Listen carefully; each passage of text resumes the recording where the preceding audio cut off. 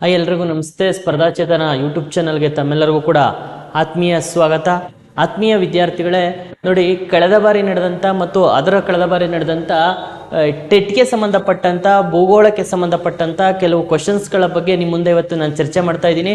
ಯಾಕಂದರೆ ಟೆಟ್ಟಲ್ಲಿ ಭೂಗೋಳಕ್ಕೆ ಸಂಬಂಧಪಟ್ಟಂತೆ ಕ್ವಶನ್ಸ್ಗಳಿರುತ್ತೆ. ಆ ಕಾರಣಕ್ಕೋಸ್ಕರ ಯಾವ ರೀತಿಯಲ್ಲಿ ಕ್ವಶನ್ಸ್ ಇರುತ್ತೆ ಅನ್ನೋದನ್ನು ಕಳೆದ ಕ್ವಶನ್ಸ್ ಪೇಪರನ್ನು ಅನಾಲಿಸಿಸ್ ಮಾಡಿ ಇವತ್ತು ಒಂದು 3 ರಿಂದ 4 ಕ್ವಶನ್ಸನ್ನು ಇವತ್ತಿನ ತರಗತಿಯಲ್ಲಿ ಚರ್ಚೆ ಮಾಡ್ತಾ ಹೋಗೋಣ ಸ್ನೇಹಿತರೆ. ನೋಡಿ, ಇಲ್ಲಿ ಕ್ವಶನ್ ಏನಿದೆಯಪ್ಪ ಅಂದರೆ, ಫಸ್ಟ್ ಕ್ವಶನ್ನು, ಸಮಭಾಜಕ ವೃತ್ತದಿಂದ 5 ಡಿಗ್ರಿ ಉತ್ತರ ಮತ್ತು ದಕ್ಷಿಣ ಅಕ್ಷಾಂಶದವರೆಗೆ ಕಂಡುಬರುವಂಥ ಒತ್ತಡ ಪಟ್ಟಿಗೆ ಹೆಸರೇನು ಅಂತ. ನೋಡಿ ಸ್ನೇಹಿತರೆ, ಈಗ ಭೂಮಿ ಅಂತ ನೋಡಿ ಕಾಣ್ತಾ ಇದೆ ಡಯಾಗ್ರಾಮ್. ಈ ಭೂಮಿ ಅಂತ ನಾವು ಹಾಕೊಂಡಾಗ ಇದು ಸಮಭಾಜಕ ವೃತ್ತ. ಈ ಸಮಭಾಜಕ ವೃತ್ತದಲ್ಲಿ ಭೂಮಿಯನ್ನು ನಾವು ಹಾಕೊಂಡಾಗ ನೋಡಿ, ಈ 0 ಡಿಗ್ರಿ ಸಮಭಾಜಕ ವೃತ್ತದಿಂದ ಉತ್ತರಕ್ಕೆ 5 ಡಿಗ್ರಿ, ದಕ್ಷಿಣಕ್ಕೆ 5 ಡಿಗ್ರಿ, ಈ ನಡುವೆ ಕಂಡುಬರುವಂಥ ಒತ್ತಡ ಪಟ್ಟಿಕೆಯ ಹೆಸರೇನು ಅಂತ. ನೋಡಿ, ನಿಮ್ಗೆ ಇಲ್ಲಿ ಆಪ್ಷನ್ ಇದೆ: ಸಮಭಾಜಕ ವೃತ್ತದ ಕಡಿಮೆ ಒತ್ತಡ ಪಟ್ಟಿಕೆ, ಉತ್ತರ ಉಷ್ಣ ವಲಯದ ಅಧಿಕ ಒತ್ತಡ ಪಟ್ಟಿಕೆ, ದಕ್ಷಿಣ ಉಪ ಉಷ್ಣ ವಲಯದ ಅಧಿಕ ಒತ್ತಡ ಪಟ್ಟಿಕೆ, ಉತ್ತರ ಉಪಧ್ರುವೀಯ ಕಡಿಮೆ ಒತ್ತಡ ಪಟ್ಟಿಕೆ ಅಂತೇಳಿ 4 ಆನ್ಸರ್ ಇದೆ, ABCD ಅಂತ. ಹಾಗಾದ್ರೆ ಈ ವಲಯದಲ್ಲಿ ಕಂಡುಬರುವಂಥ ಒತ್ತಡ ಪಟ್ಟಿಕೆ ಹೆಸರೇನಪ್ಪ ಅಂದರೆ, ನೋಡಿ, ನಿಮಗೆ ಫಸ್ಟ್ ಆಪ್ಷನ್ ಎ ಏನಿದೆ, ಇದು ಸಮಭಾಜಕ ವೃತ್ತದ ಕಡಿಮೆ ಒತ್ತಡ ಪಟ್ಟಿಕೆ ಅಂತೇಳಿ ನಾವು ಆನ್ಸರನ್ನು ಕ್ಲಿಯರ್ ಮಾಡ್ತೀವಿ. ಅದಕ್ಕೋಸ್ಕರ ಆಪ್ಷನ್ ಎ ಏನಿದೆ ಇದಕ್ಕೆ ಸರಿಯಾದಂಥ ಉತ್ತರ ಅಂತೇಳಿ ನಾವು ಕನ್ಸಿಡರ್ ಮಾಡ್ತೀವಿ. ಅದಕ್ಕೋಸ್ಕರ ಆಪ್ಷನ್ ಎ ಇದಕ್ಕೆ ಸರಿಯಾದಂಥ ಉತ್ತರ ಸ್ನೇಹಿತರೆ. ಇನ್ನು ನೆಕ್ಸ್ಟ್ ನಾವು ಮುಂದಿನ ಕ್ವಶನ್ಸ್ ಬಗ್ಗೆ ನಾವು ಚರ್ಚೆ ಮಾಡೋದಾದ್ರೆ, ನೋಡಿ, ಈ ಕಡೆ 2ನೇ ಕ್ವಶನ್ಸ್ ಏನಿದೆಯಪ್ಪ ಅಂದರೆ ವಿಶೇಷವಾಗಿದೆ. ಕ್ವಶನ್ನು ಏನಪ್ಪ ಅಂದರೆ, ಕೆಳಗಿನವುಗಳಲ್ಲಿ 2ನೇ ಕ್ವಶನ್ನು, ಕೆಳಗಿನವುಗಳಲ್ಲಿ ಯಾವ ಜೋಡಿ ತಪ್ಪಾಗಿದೆ, ತಪ್ಪಾಗಿರುವಂಥ ಜೋಡಿಯನ್ನ ಆರಿಸಿ ಬರೆಯಿರಿ ಅಂತ. ಇಲ್ಲಿ ನೋಡಿ, ಆಪ್ಷನ್ ಎ ಹೇಳಿದೆ, ತುಂಗಭದ್ರಾ ಅಣೆಕಟ್ಟು ಅನ್ನೋದು ವಿಜಯನಗರ ಜಿಲ್ಲೆನಲ್ಲಿದೆ, ಆರಂಗಿ ಅಣೆಕಟ್ಟು ಅನ್ನೋದು ಕೊಡಗು ಜಿಲ್ಲೆನಲ್ಲಿದೆ, ಕೃಷ್ಣರಾಜಸಾಗರ ಅಣೆಕಟ್ಟು ಅನ್ನೋದು ಮೈಸೂರು ಜಿಲ್ಲೆನಲ್ಲಿದೆ, ಕಾರಂಜ ಅಣೆಕಟ್ಟು ಅನ್ನೋದು ಬೀದರ್ ಜಿಲ್ಲೆನಲ್ಲಿದೆ. 4 ಅಣೆಕಟ್ಟುಗಳಿಗೆ ಸಂಬಂಧಪಟ್ಟಂತ ಕ್ವಶನ್ಸ್ ಇದೆ. ಹಾಗಾದ್ರೆ ನೋಡಿ, ಫಸ್ಟ್ ಆಪ್ಷನ್ ಎ ಬಗ್ಗೆ ನಾವು ಮಾತಾಡೋದಾದ್ರೆ, ತುಂಗಭದ್ರಾ ಎನ್ನುವಂಥ ಅಣೆಕಟ್ಟೆಯನ್ನ ತುಂಗಭದ್ರಾ ನದಿಗೆ ವಿಜಯನಗರ ಜಿಲ್ಲೆಯ ಹೊಸಪೇಟೆ ತಾಲೂಕಿನ ಮಲ್ಲಾಪುರ ಗ್ರಾಮದ ಬಳಿ ನಿರ್ಮಾಣ ಮಾಡಲಾಗಿದೆ. ಅದಕ್ಕೋಸ್ಕರ ವಿಜಯನಗರ ಜಿಲ್ಲೆ ಕರೆಕ್ಟ್ ಆಗಿದೆ. ನಮಗೆ ಗೊತ್ತಿರಲಿ, ಇದು ಕರ್ನಾಟಕ ರಾಜ್ಯದಲ್ಲೇ 2ನೇ ದೊಡ್ಡ ಅಣೆಕಟ್ಟು. ಯಾಕಂದ್ರೆ 132 TMC ನೀರು ಸಂಗ್ರಹವಾಗುತ್ತೆ. ಅದಕ್ಕೋಸ್ಕರ ಈ ಅಣೆಕಟ್ಟು ಸರಿಯಾಗಿದೆ. ಇನ್ನ ಆರಂಗಿ ಅಣೆಕಟ್ಟು ಅಂತ ಬಂದಾಗ, ಆರಂಗಿ ಅಣೆಕಟ್ಟೆಯನ್ನ ಕೊಡಗು ಜಿಲ್ಲೆನಲ್ಲಿ ನಿರ್ಮಾಣ ಮಾಡಲಾಗಿದೆ. ಇದು ಕೂಡ ಕರೆಕ್ಟ್ ಆಗಿದೆ. ಕಾವೇರಿಯ ಉಪನದಿಯಾದಂಥ ಆರಂಗಿ ನದಿಗೆ ಆರಂಗಿ ಅಣೆಕಟ್ಟೆಯನ್ನ ಕೊಡಗು ಜಿಲ್ಲೆಯಲ್ಲಿ ನಿರ್ಮಾಣ ಮಾಡಲಾಗಿದೆ. ಇದು ಕರೆಕ್ಟ್ ಆಗಿದೆ. ಇನ್ನು 3ನೇದು KRS ಅಥವಾ ಇದನ್ನ ಕೃಷ್ಣರಾಜಸಾಗರ ಅಣೆಕಟ್ಟು ಅಂತ ಏನ್ ಕರಿತೀವಿ. ಈ KRS ಅಣೆಕಟ್ಟೆ ಅನ್ನೋದು ಇದು ಮೈಸೂರು ಜಿಲ್ಲೆನಲ್ಲಿ ಇಲ್ಲ. ಇದು ಯಾವ ಜಿಲ್ಲೆನಲ್ಲಿ ಇದೆಯಪ್ಪ ಅಂದ್ರೆ, ಮಂಡ್ಯ ಜಿಲ್ಲೆ. ಸೊ ಶ್ರೀರಂಗಪಟ್ಟಣ ತಾಲೂಕಿನ ಕನ್ನಂಬಾಡಿ ಗ್ರಾಮದ ಬಳಿ ಅಣೆಕಟ್ಟಿರೋದ್ರಿಂದ ಕೊಟ್ಟಿರುವಂತ ಆಪ್ಷನ್ಸ್ ಅಲ್ಲಿ ಇದು ತಪ್ಪಾಗಿದೆ. ಇನ್ನ 4ನೇ ಆಪ್ಷನ್ಸ್ ಇದೆ, ಕಾರಂಜ ಅಣೆಕಟ್ಟು ಅಂತ. ನೋಡಿ, ಕಾರಂಜ ಎನ್ನುವಂತ ಅಣೆಕಟ್ಟು ಬೀದರ್ ಜಿಲ್ಲೆನಲ್ಲೇ ಇದೆ. ಕಾರಂಜ ಎನ್ನುವಂತ ಒಂದು ನದಿ ಏನಿದೆ, ಆ ಕಾರಂಜ ನದಿಗೆ ಕಾರಂಜ ಅಣೆಕಟ್ಟೆಯನ್ನು ಕಟ್ಟಲಾಗಿದೆ. ಈ ಕಾರಂಜ ಎನ್ನುವಂತ ನದಿ ನಿಮಗೆ ಗೊತ್ತಿರಲಿ, ಮಾಂಜ್ರಾ ನದಿಯ ಉಪನದಿ. ಇದು ಮಾಂಜ್ರಾ ನದಿಯ ಉಪನದಿ.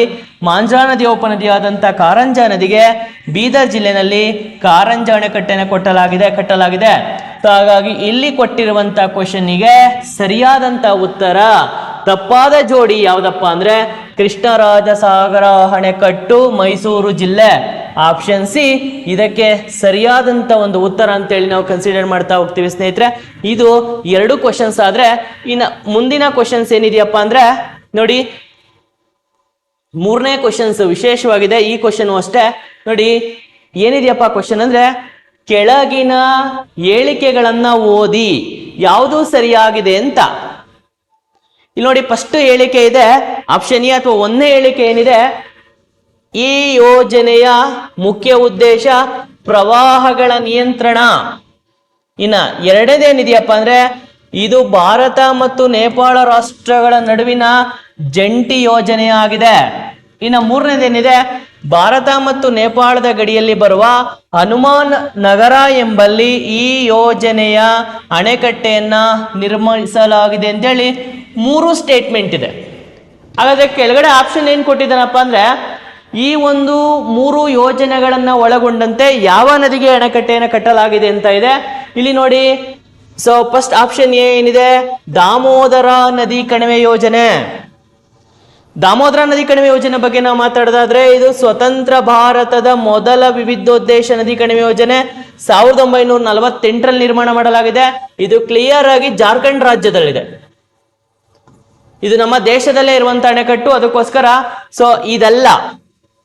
ಇನ್ನು ಎರಡನೇದು ಬಿ, ಬಾಕ್ರಾನಂಗಲ್ ಯೋಜನೆ ಅಂತ ಇದೆ.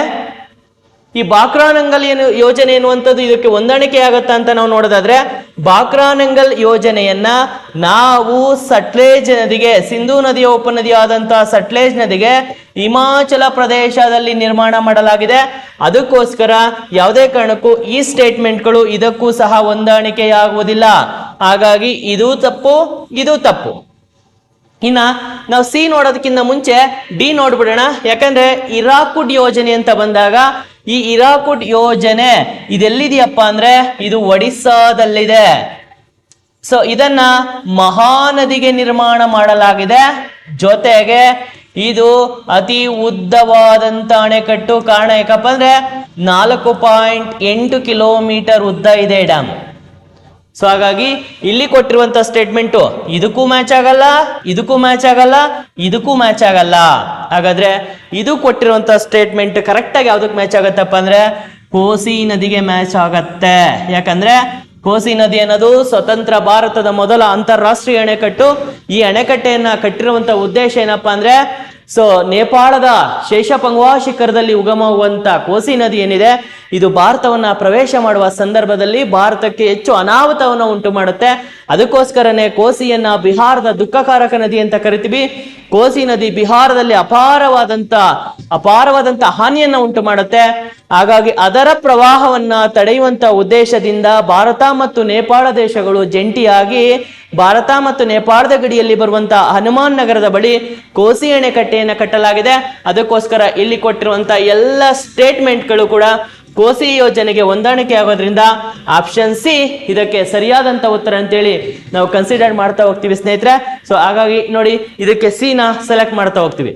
ಹಾಗಾಗಿ ಇನ್ನು ಪ್ರತಿನಿತ್ಯನೂ ಕೂಡ ನಿಮಗೆ ಟಿ ಮುಗಿಯೋವರೆಗೂ ಕೂಡ ಟಿಗೆ ಸಂಬಂಧಪಟ್ಟಂತೆ ಭೂಗೋಳ ಕ್ವಶನ್ಸ್ಗೆ ಸಂಬಂಧಪಟ್ಟಂತೆ ಯಾವೆಲ್ಲ ಕ್ವಶನ್ಸ್ ಬಂದಿದಾವೆ, ಯಾವೆಲ್ಲ ಕೇಳುವಂತ ಚಾನ್ಸಸ್ ಇರುತ್ತೆ, ಈ ಕ್ವಶನ್ಸ್ ಬಗ್ಗೆ ನಾವು ಚರ್ಚೆ ಮಾಡ್ತಾ ಹೋಗ್ತೀವಿ. ಸೊ ನಮ್ಮ ಚಾನಲ್ ಅನ್ನ ಫಾಲೋ ಮಾಡಿ ಅಂತ ಹೇಳ್ತಾ, ಇದಕ್ಕೂ ಹೆಚ್ಚಿನ ಇನ್ಫಾರ್ಮೇಶನ್ಸ್ ಅನ್ನ ನಮ್ಮ ಟೆಲಿಗ್ರಾಮ್ ಚಾನಲ್ ಅಲ್ಲಿ ಸಿಗ್ತಾ ಹೋಗುತ್ತೆ. ಸ್ಪರ್ಧಾ ಚೇತನ ಅಕಾಡೆಮಿ ಅಂತ ಟೆಲಿಗ್ರಾಮ್ ಚಾನಲ್ ಇದೆ. ಅಲ್ಲಿ ಹೋದ್ರೆ ನಿಮ್ಗೆ ಇನ್ನೂ ಹೆಚ್ಚಿನ ಇನ್ಫಾರ್ಮೇಶನ್ ಸಿಗುತ್ತೆ ಅಂತೇಳಿ ಈ ವಿಡಿಯೋವನ್ನ ಹೆಚ್ಚೆಚ್ಚು ಶೇರ್ ಮಾಡಿ ಮತ್ತೆ ಫಾಲೋ ಮಾಡಿ ಅಂತ ಹೇಳ್ತಾ ಇದ್ದೀನಿ.